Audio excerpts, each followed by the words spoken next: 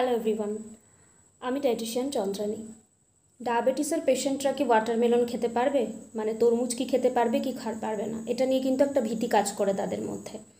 এবং বেশিরভাগ ক্ষেত্রেই দেখা গেছে যে ডাক্তাররা যখনই ডায়াবেটিস দেখে তারা কি করে, আপনি ওয়াটারমেলন খাবেন না, তরমুজ খাবেন না।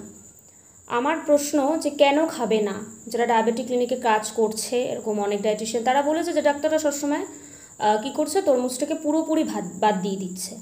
এটা বাদ দেওয়ার কোনো কারণ নেই। আজকে আমি বলছি যে একজন ডায়াবেটিক পেশেন্টস, অবশ্যই এটা নির্ভর করে ইন্ডিভিজুয়ালি, যে তার পিপি কী আছে, ফাস্টিং কী আছে, HbA1c কী আছে, কী কন্ডিশনে পেশেন্ট আছে। কিন্তু ওভারঅল যদি আমি দেখি, 1 বিগ স্লাইস ওয়াটারমেলন একজন ডায়াবেটিক পেশেন্ট কিন্তু নিতে পারে। একজন ডায়াবেটিক পেশেন্টকে যখন কোনো ফুড দেওয়া হয়, আমরা ডায়েটিশিয়ানরা সেটা দেখি সেই ফুডের গ্লাইসেমিক ইন্ডেক্স কী আছে এবং তার সাথে সেটা সব গ্লাইসেমিক লোড কী আছে সেটাও আমরা দেখি, কারণ গ্লাইসেমিক লোড গ্লাইসেমিক ইন্ডেক্সের থেকেও বেশি ইম্পর্ট্যান্ট। এবং গ্লাইসেমিক লোড কিন্তু ওয়াটারমেলনের এমন কিচ্ছু বেশি নয়, তাই নির্দ্বিধায় কিন্তু ওয়াটারমেলন খাওয়া যেতে পারে। এই যে ডাক্তাররা বলে দেয় যে ওয়াটারমেলন খাবে না, প্রথমত এটা ডাক্তারদের কাজ নয়। ডায়েটে কি থাকবে না থাকবে সেটা ঠিক করার দায়িত্ব একজন ডায়েটিশিয়ানের।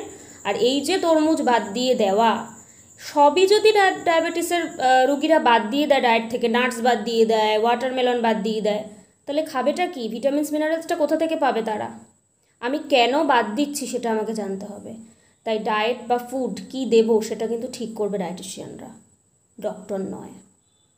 তাই এটা মানুষের মধ্যেও জানা, মানুষের মধ্যেও এই জ্ঞানটা থাকা উচিত যে কি খাবো না খাবো তার জন্য ডক্টর নয়, তার জন্য আমরা যাবো কার কাছে? ডায়েটিশিয়ানের কাছে।